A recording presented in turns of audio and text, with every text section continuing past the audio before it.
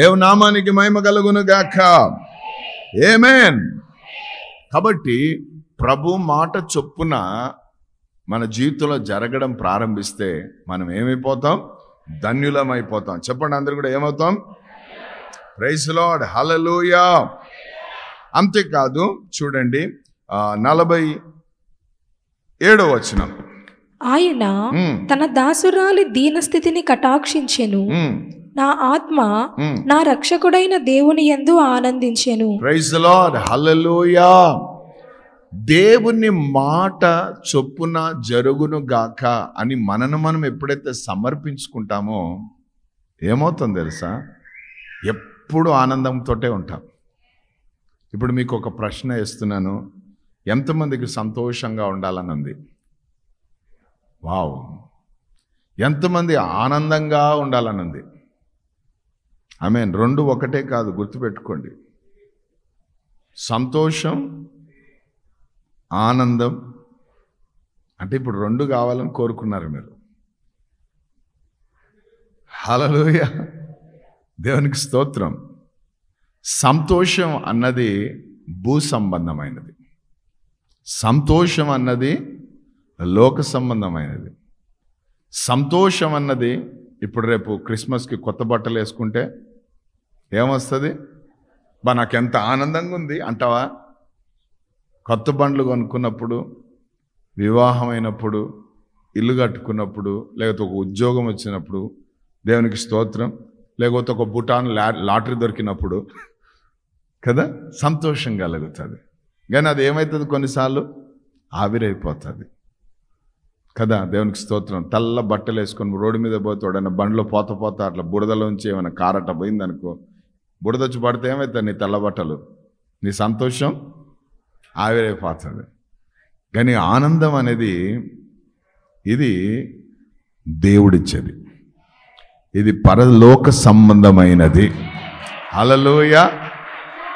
అందుకే యెషయాతో అంటాడు ప్రవచనముతో, వారిని నా మందిరములో నేను ఆనందింపజేస్తాను అన్నాడు. మందిరాల్లో ఏం దొరుకుతుంటుంది? జాయ్. హల్లెలూయా, ఆనందం. దేవుని మందిరంలో ఇప్పుడు మన మధ్యలో ఏముంది? ఆనందం. దేవునికి స్తోత్రం, హల్లెలూయా. సో ఈ సంతోషం వెనక చాలా మంది పోతా ఉంటారు. సిగరెట్ల వెనక, సినిమాల వెనక ఇస్తాయి సంతోషం, తాత్కాలికమైనవి, ఆమేన్, క్షణికమైనవి. హల్లెలూయా. కొన్నిసార్లు ఆ సంతోషంలో పడి కదా సమాధానం కోల్పోయే పరిస్థితులు వస్తాయి. ఆ సంతోషంలో పడి అనారోగ్యాలకు గురి అయిపోయే పరిస్థితులు వస్తాయి. ఆ సంతోషంలో పడి ప్రాణాలు కూడా పోయే పరిస్థితులు వస్తాయి. కానీ ఆనందం అనేది ఎటువంటిదంటే అది దేవుడిచ్చేది. దేవుని బిడ్డ, అది ఎప్పుడు దొరుకుతుంది అంటే ఆయన మాట చొప్పున మన జీవితంలో జరుగును గాక అని చెప్పినప్పుడే. నీ మాట, నీ చిత్తము, నాన్న నీ చిత్తమే నీ మాట కదా, నీ మాటనే నీ చిత్తం కదా, అది నా జీవితంలో జరుగును గాక ప్రభువా అన్నావంటే దేవునికి స్తోత్రం, హల్లెలూయా. నీ కడుపులో నుండి కలగజేస్తాడు దేవుడు ఆనందాన్ని. మామూలుగా ఉండదు, అది ఉచ్చరింప శక్యము కాని ఆనందం అది. హల్లెలూయా. ఆనందముతో అందరము చప్పట్లు కొడుతూ ప్రభునామాన్ని గణపరుస్తాం. ఈ చప్పట్లకు కారణము దేవుడే, యేసుక్రీస్తు ప్రభువే. ఈరోజు నేను ఆనంద తైలముతో నేను అభిషేకిస్తున్నాడు. నీ తల మీదికి ఆనంద తైలముతో దేవుడు నేను అభిషేకించబోతున్నాడు. ఓ షబా రామ లత రామ కరింద రహసంద రామ. Thank you lord, thank you lord, thank you lord, thank you lord, thank you lord. Hallelujah, hallelujah, amen. Praise the lord, hallelujah. ఏమన్నారు పరలోకపు తండ్రి? లూకా సువార్త 4వ అధ్యాయంలో చూస్తే ఏమన్నారు? ఒక చక్కటి మాట, ఇతడు నా ప్రియ కుమారుడు, ఇతని యందు నేను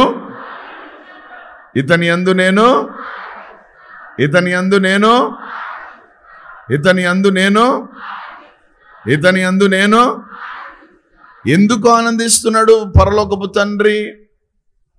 ఎందుకు అంతగా ఆనందించాడు? యేసుప్రభు నజరేతుల నుండి అప్పుడే వచ్చాడు. ఎక్కడికి వచ్చాడు? యోర్దాను నదికి వచ్చాడు. ఫస్ట్ యోర్దాను నదికి వచ్చిన తర్వాతనే పరిచర్య ప్రారంభించాడు. హల్లెలూయా, దేవుని నామానికి మహిమ కలుగును గాక. ఏ రకమైన ఆశీర్వాదమైనా సరే, ఏ రకమైన దీవెనైనా సరే, ఏ రకమైన ఆ పరలోక సంబంధమైన విషయాలైనా సరే నీ జీవితంలో నువ్వు అనుభవించాలంటే, నువ్వు వాటిని చూడాలంటే మొట్టమొదటి స్టెప్ మారు మనసు. మారు మనసు పొందుకున్నాక నెక్స్ట్ స్టెప్ ఏంటంటే బాప్తిసము. దేవునికి స్తోత్రం, హల్లెలూయా. యేసు ప్రభు వారికి మారు మనసు అవసరం లేదు. ఆమేన్, దేవునికి స్తోత్రం. యేసు ప్రభుకు మారు మనసు కావాలా? అవసరం లేదు. హల్లెలూయా. అతని మనసు గురించి పౌలు గారు అంటారు, క్రీస్తుకు కలిగిన ఇట్టి మనసు మనము కూడా కలిగి ఉండాలి అంటాడు. ఎట్టి మనసు?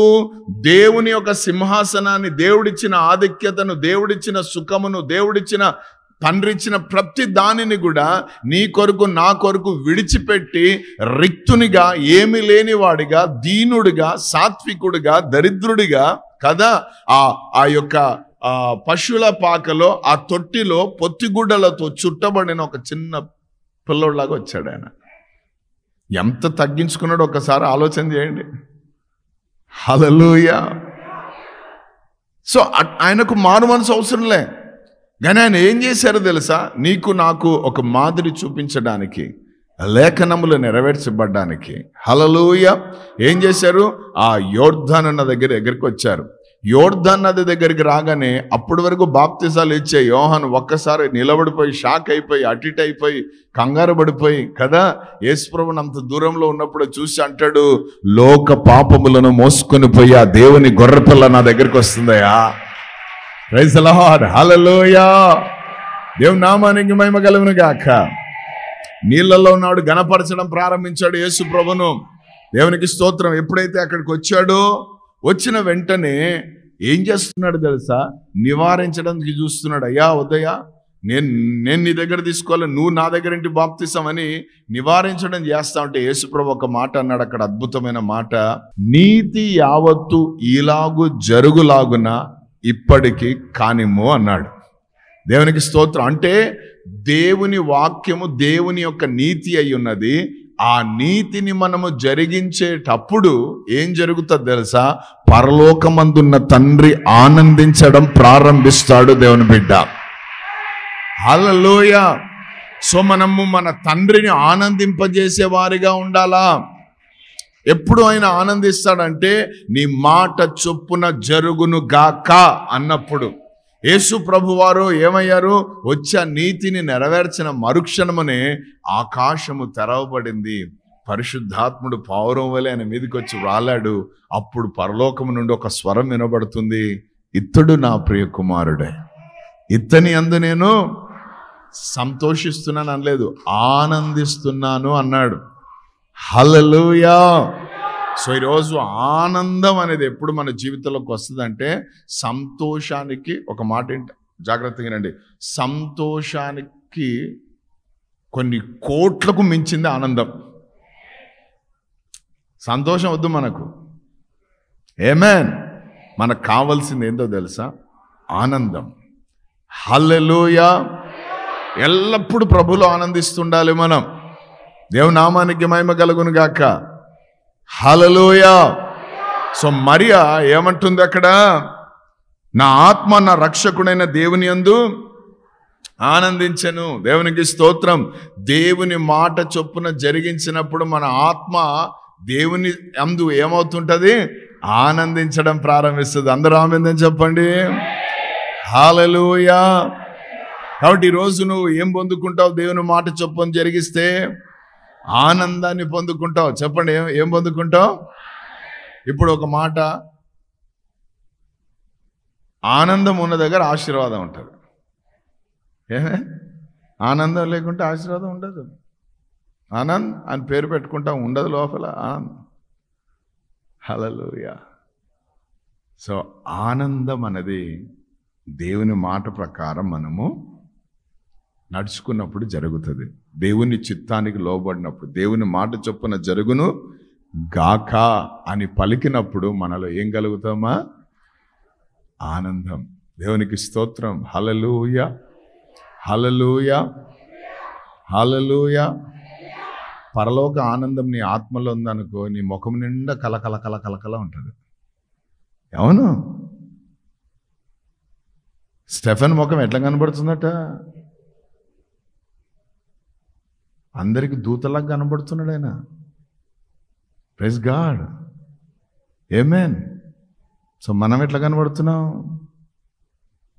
ఆమేన్. తాగకున్నా తాగినట్టు కనబడుతున్నాం, తినకున్నా తిండిపోతులా కనబడుతున్నాం కదా. ఏదో మార్పు ఉంది అక్కడ, అది ఉండొద్దు. ప్రైజ్ గాడ్, హల్లెలూయా. బట్టలు కొత్త వేసుకుంటేనే కాదండి, ఎప్పటికి మనము తాజాగా కనబడుతుండాలి. మన ముఖములో ఎప్పుడు ఆనందం ఉండాలా. హల్లెలూయా. అది ఎప్పుడు కలుగుతుందంటే ఆయన మాట చొప్పున జరుగును గాక అని పలికినప్పుడు. దేవునామానికి మహిమ కలుగును గాక.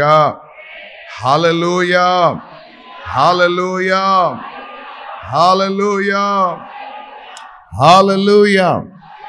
కాబట్టి నీ మాట చొప్పున నాకు జరుగును గాక. దేవుని మాట చొప్పున మనం జరిగించాలంటే అంత సులువైన విషయం కాదు. ఆమేన్. ఇవన్నీ కూడా ఆశీర్వాదాలు అంట. ఫస్ట్ ఏం దొరుకుతుంది మనకు ఆయన మాట చొప్పున పోయినప్పుడు? ఆశీర్వాదం. రెండవదిగా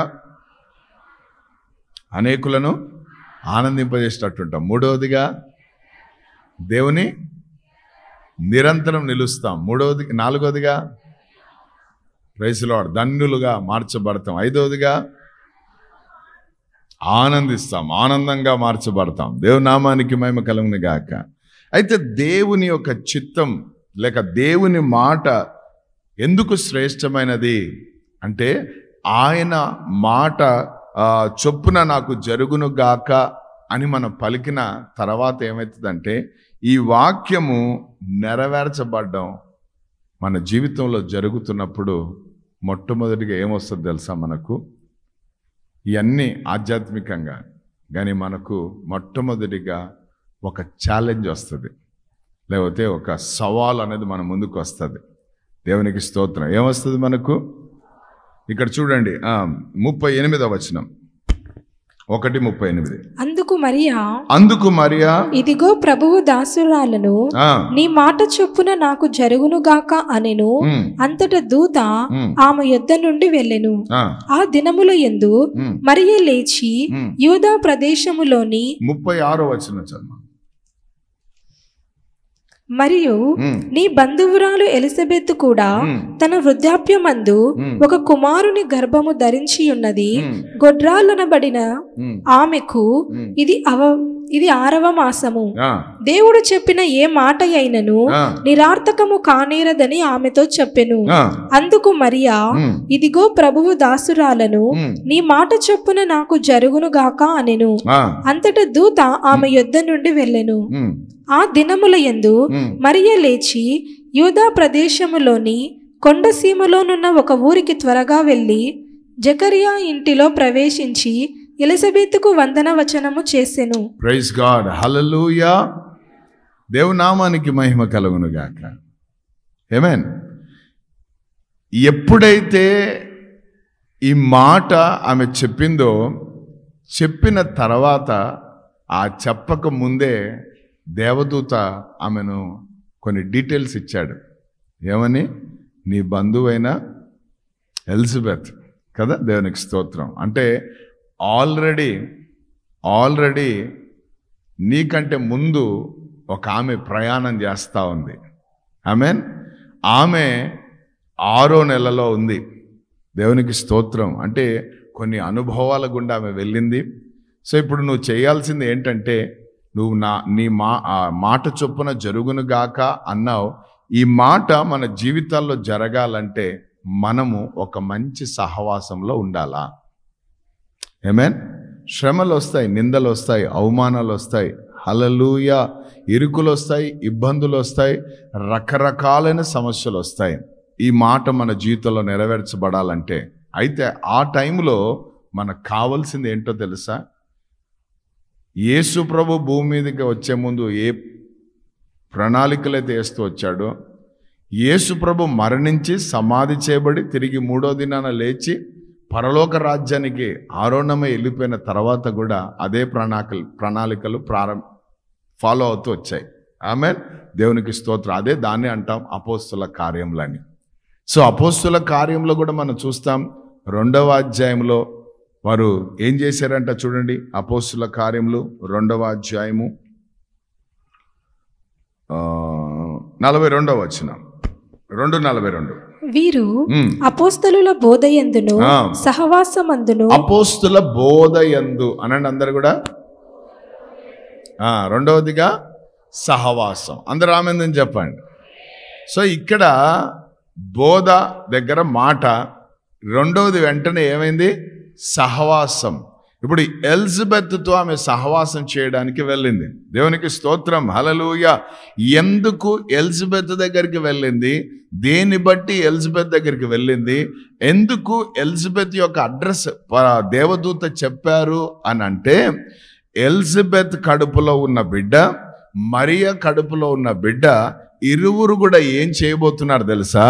భూమి మీద తండ్రి చిత్తాన్ని నెరవేర్చబోతున్నారు.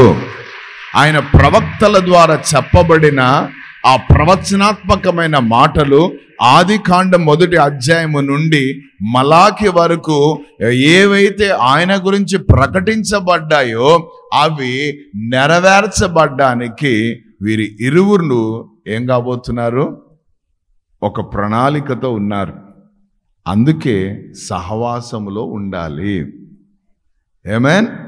దేవునికి స్తోత్రం.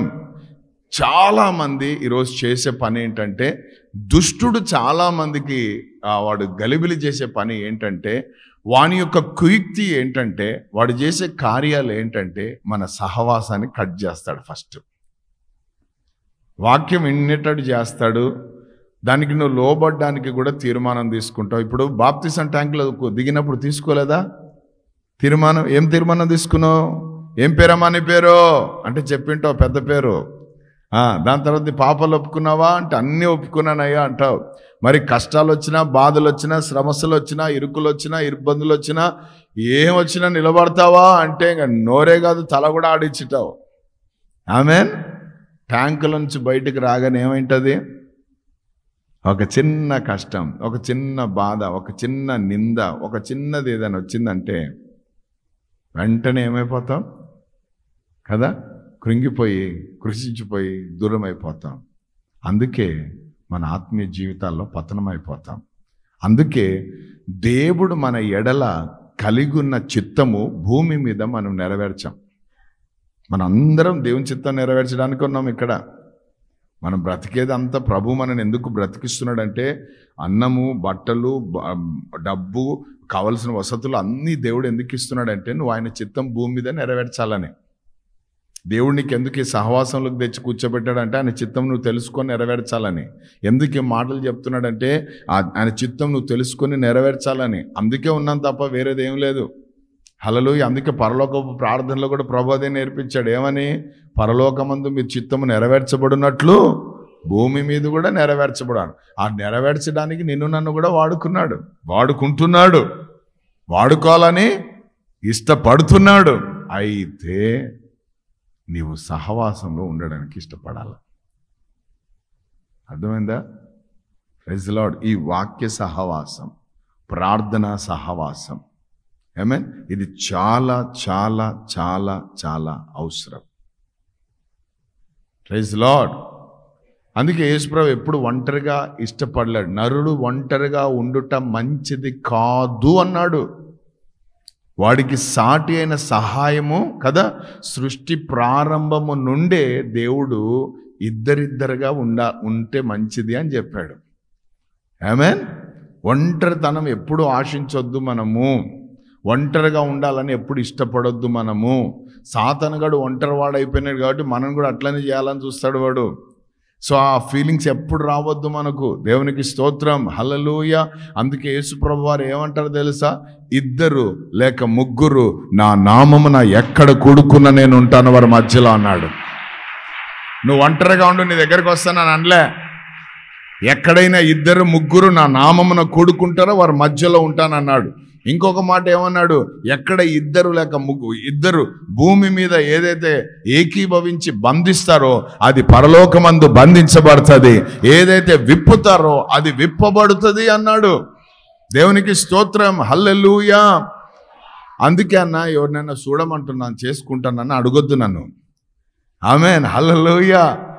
ఈ మ్యాటర్ కదా నేను చెప్పేది, ఎప్పుడు శరీరం గురించి ఆలోచన చేయొద్దు. దేవునికి స్తోత్రం, హల్లెలూయా. ఒంటరిగా ఉండడం మంచిది కాదన్నారు దేవుడు. కాబట్టి నాకు ఇంకా పెళ్లి కావాలి, నాకు పిల్ల కావాలి, నాకు పిల్లోడు కావాలి, ఇది కాదు ఏడుపు మనకు. మనం ఎప్పుడు ఆధ్యాత్మికంగా అంటు కట్టబడే స్థితిలో మనం కనబడతా ఉండాలా. హల్లెలూయా. అందుకే ఆది సంఘం ప్రతి రోజు ఇంటింట కూడుకున్నారంట వారు. సహవాసం ఎక్కడ చేశారు వాళ్ళు? ఇంటింట కూడుకున్నారు. వాళ్ళ సహవాసం ఎంత బలంగా ఉందంటే ప్రతిరోజు అనేకమైన నూతన ఆత్మలు దేవుని రాజ్యంలోనికి చేర్చబడుతూ వచ్చారట. దేవునికి స్తోత్రం, హల్లెలూయా. ఈరోజు అనేకులు వెళ్ళిపోవడానికి కారణం ఏంటంటే సహవాసంలో నిలకడగా లేరు. అది ఎవరికి వారే రాజులు కదా. దేవునికి స్తోత్రం. అసలు ఈమె మోసిటామే ఎవరిని మోస్తుంది? లోక రక్షకుని మోస్తుంది. ఎవరిని మోస్తుందండి ఈమె? ఎవరిని మోస్తుంది ఈమె? హల్లెలూయా, హల్లెలూయా. లోక రక్షకుని మోస్తున్న మరియా ఎలిజబెత్ ఎవరిని మోస్తుంది? బాప్తిజం ఇచ్చి యోహాన్ని మోస్తా ఉంది. కానీ అద్భుతం ఏంటంటే యేసు ప్రభు యొక్క తల్లి ఆ ఎలిజబెత్ ఇంట్లో అడుగు పెట్టిన మరుక్షణాన ఏం చేసిందో తెలుసా? ఆమెకు వందనాలు చెప్పిందట. ఇది విశ్వాసులకు తగినది. నువ్వు ఎంత వందనాలు చెప్తున్నావు? ఆత్మీయులకు ఉండవలసిన లక్షణం అది. ఈరోజు ఇట్లా చేతులు జోడించి వందనం చెప్పడానికి నామూషి, కోతి చేష్టలు తప్ప వందనం అని చక్కగా చెప్పుకోవచ్చు కదా. అంటే నువ్వు ఆత్ముడు కాదని అర్థం. హల్లెలూయా. ఇప్పుడు బండి నడిపిస్తుంటే ఎవరైనా వందనాలన్నా ప్రైజలాడన్నా అంటే వందనాలు ప్రైజలాడు అంటే బస్సు కింద ఉంటావు, లారీ కింద ఉంటావు, అది కాదు నేను చెప్పేది. కనీసం కనిపించినప్పుడు, కనీసం మందిరానికి వచ్చినప్పుడు, కనీసం సహవాసంలో ఉన్నప్పుడు. అంటే మరియా యేసు ప్రభును మోసేటామె. ఎలిజబెత్ మొట్టమొదటిగా మరియమ్మా వందనాలమ్మా రా రా అన్నదా, లేకపోతే మరియా వందనాలు అన్నదా? అంటే ఎవరన్నారు? లోకరక్షకుని మోసే ఆమె తను తాను తగ్గించుకొని ఏం చేసింది? నువ్వు ఫస్ట్ వందనాలు చెప్పినావు అంటే మరియమ్మ బ్యాచ్, ఆమె తగ్గింపు బ్యాచ్. సహవాసంలో ఏముందండి? సహవాసంలో ఏముంది? ఆమేన్. ఇప్పుడు నీ మాట చొప్పున నాకు జరుగును గాక అని చెప్పిన తర్వాత ఆ మాట చొప్పున జరిగేటప్పుడు ఎన్నో శోధనలు ఉంటాయి, ఎన్నో ఇరుకులు ఉంటాయి, ఎన్నో బాధలు ఉంటాయి. అంత సులువు కాదు దేవుని చిత్తం నెరవేర్చడం. ఎందుకంటే ఇది వెలుగు, ఇది జీవం, ఇది ఇరుకైన మార్గం. ఆమేన్. అంత స్పీడ్గా అంత స్వేచ్ఛగా పోలేం ఇక్కడ. కాబట్టి అడుగడుగున స్పీడ్ బ్రేకర్లు ఉంటాయి, అడుగడుగున ఎన్నో రకాలైన ఆపదలు అపాయాలు ఉంటాయి ఈ వాక్యాలు నెరవేరేటప్పుడు. దేవునికి స్తోత్రం, హల్లెలూయా. కొన్నిసార్లు ప్రాణం పోయి అంత పరిస్థితులు కూడా వస్తాయి. దేవునికి స్తోత్రం. అయినప్పటికీ వాటిని అన్నిటిని అధిగమించగలిగిన, వాటన్నిటిని జయించగలిగిన, వాటన్నిటిని ముందుకు దూసుకొని వెళ్ళిపోయేటట్టు చేయగలిగింది ఏంటంటే సహవాసము. హల్లెలూయా. ఎస్, నువ్వు ఒంటరిగా ఉండడం దేవునికి ఇష్టం లేదు. అందుకే నీకు ఒక సంఘాన్ని ఏర్పాటు చేశాడు, అందుకే దాంట్లో నిన్ను నాటాడు. దేవునికి స్తోత్రం, హల్లెలూయా. నువ్వు నాటబడిన వాడవు, నాటబడిన దానవు. అయితే ప్రభు చెప్తున్న మాట ఏంటో తెలుసా? నాటబడిన నీవు ఆమేన్ ఆకు వాడక తన కాలమందు ఫలమిచ్చే చెట్టు వలె నువ్వు కనబడతా ఉండాలా. సహవాసంలో ఉన్నంత వరకు, సహవాసంలో ఉండడమే కాదు, సహవాసంలో ఉన్న నీవు ఫలించాలా. నిన్ను తీసుకొని వచ్చి ఎక్కడ నాటాడు తెలుసా? నీటి ఓరున నాటాడు నిన్ను. నీరు అనగా దేవుని వాక్యం దగ్గర నిన్ను నాటాడు. ఆమేన్. దేవునికి స్తోత్రం, హల్లెలూయా. ఆ వాక్యం దగ్గర నిన్ను ఎందుకు నాటాడంటే నీవు ఆకు వాడిపోకుండా నువ్వు ఏం కావాలా? తన కాలమందు ఫలమిచ్చే చెట్టు వలె నువ్వు ఉండాలని. దేవుని నామానికి మహిమ కలుగును గాక. అందుకే నీకు సహవాసంలో నిన్ను నాటాడు, ఇక్కడ సమృద్ధిని నీకు ఇచ్చాడు. అయితే నువ్వేం చేస్తున్నావు? సహవాసానికి దూరమై దూరమై దూరమై తిరుగుతున్నావు. హెబ్రీయులకు రాసిన పత్రికలు అన్నట్టు కొందరు మానుకున్నట్టు అన్నాడు.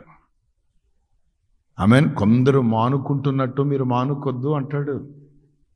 Praise the lord. గొప్ప విషయం ఇంకోటి చెప్తున్నా, లాస్ట్లో మనల్ని అందరిని ఎత్తుతాడు చూడు పైకి. మధ్యాకాశంలో వచ్చి బూర ఊదినప్పుడు లేస్తాం చూడు, అప్పుడు ఒంటరిగా పోం మనం. ఆమేన్. హల్లెలూయా. సంఘముగా ఇట్లా ఎత్తబడుతుంది పైకి, అంటే సహవాసం పైకి ఎత్తబడుతుంది. హల్లెలూయా. అందుకే దుష్ట సహవాసం చెయ్యొద్దు, మంచి నడవడితను చెడగొడుతుంది. రక్షణ లేనంతో నీకేం సహవాసం అయ్యా? నీకు తాగుబోతుంతో నీకేం సహవాసము? ఆ వడ్డీ వ్యాపారస్తులతో నీకేం సహవాసము? ఆమేన్. తిండిపోతులతో నీకేం సహవాసము? తిరుగుబోతులతో నీకేం సహవాసము? ఏం సహవాసం వాళ్ళతో నీకు? వారు శరీర ఆకర్షణలతో నిన్ను లొంగ తీసుకుంటారు. కానీ చెప్తున్నాను, నువ్వు శరీర కోరికలతో పోతే నీ ఆత్మ నరకంలోకి వెళ్ళిపోతుంది. నీ ఆత్మను రక్షించడానికి ఎంతో వెలగట్టాడు యేసయ్య. అందుకే మనం దూరం కావద్దు, ఎప్పుడు ఆ సహవాసంలోనే ఉండాలి. దేవునికి స్తోత్రం. ఒక పంది బయట తిరుగుతూ ఉందట. పంది బయట తిరుగుతూ ఉంటే కొన్ని కుక్కలు ఏం చేసాయి? ఆ పందిని ఎంటబడ్డాయి. ఎంటబడితే అది పరిగెట్టి ఆ పంది పిల్ల ఒక పొదలాగుంటే ఆ పొదలోకి సర్రం దూరిందట లోపలికి. దూరే వరకు కుక్కలన్నీ ఆగిపోయినాయి, లోపలికి ఇవి దూరలేకపోయాయి. అన్నీ బయట కాపులా ఉండి అట్లా ఉన్నాయి. ఈ పంది పిల్ల దూరినట్టు ఉండొచ్చు కదా, దానికి ఏం పని? మళ్ళా ఉన్నట్టుండి తలకాయ బయటికి పెట్టిందట. తల బయట పెట్టడమే ఆలస్యం, బయట ఉన్న కుక్కలు బయటికి లాగేసినాయట మొత్తం. ఈరోజు చాలామంది అదే స్థితిలో ఉన్నారు. దేవుడు ఒక సహవాసంలో తెచ్చి పెట్టాడు. పెట్టినప్పుడు దేవునికి స్తోత్రం, యాకోబు యొక్క కుమార్తెలాగా అట్లా ఊరు చూసొద్దామని పోదాం అనుకుంటున్నాము. భద్రం. ఆమేన్. పాడు చేస్తారు లోకం. యాకోబు యొక్క కుమార్తె జీవితం అదే జరిగింది. ఆమెను ఉన్నది ఉండొచ్చు కదా నాయనా, ఊరు చూసి వస్తాను నాయనా అన్నారా. ఊరు మంచిది కాదురా. చూసి వస్తానైనా, భూమి మీద ఉన్నాం కదా ఒకసారి చూసి వస్తానన్నా అని బయటికి వచ్చింది. అంతే, చీల్చి చెండాన్ని లోకం. యాకోబులోకి ఒక దాగు మచ్చ వచ్చేటట్టు చేసింది పరిస్థితి. సో ఈరోజు ప్రభు మనతో మాట్లాడుతున్నాడు. ఆమేన్. ఎలిజబెత్ దేవుని చిత్తమైన యేసు ప్రభును ఈ భూమి మీదకి రావడానికి ఆమె ఒక మంచి సహవాసాన్ని కోరుకుంది. ఆ సహవాసంలో ఉన్నది, ఆ సహవాసంలో ఆమె బలపరచబడింది. దేవుని నామానికి మహిమ కలుగును గాక. మనుషులను సంతోషపెట్టే ఆ మనసును మీరు కొట్టివేయండి అయ్యా. మిమ్మల్ని సంతోషపెట్టే జీవితాలు మా అందరికీ దయచేయండి. ఎన్ని కష్టాలు వచ్చినా, ఎన్ని అవమానాలు వచ్చినా, ఎన్ని నిందలు వచ్చినా, ఎన్ని రకాలైన పరిస్థితులు వచ్చినా, ఏ రీతికైతే మరియా, యోసేపు, ఎలిజబెత్ నైనా వీరందరూ కూడా నైనా నిలబడగలిగారో ప్రభా, మీ మాట ప్రకారం, మీ మాట చొప్పున తండ్రి, మేము కూడా ఆ రీతిగా నిలబడే కృప మాకు దయచేయమని ప్రార్థిస్తున్నాను. నేను మీకే వందనాలు, స్తోత్రాలు, స్తుతులు చెల్లిస్తూ యేసుక్రీస్తు అతి పరిశుద్ధమైన నామములో ప్రార్థిస్తూ వేడుకుంటున్నాం మా పరలోకపు తండ్రి. Amen. Amen. God bless you. ప్రభు మిమ్మల్ని ఆశీర్వదించి దీవించును గాక. ఆమేన్. ఆకాశమందు నీవు తప్ప నాకెవరున్నారయ్యా, ఈ లోకములో నీవుగాక వేరే ఆశే లేదయ్యా. ఆకాశమందు నీవు తప్ప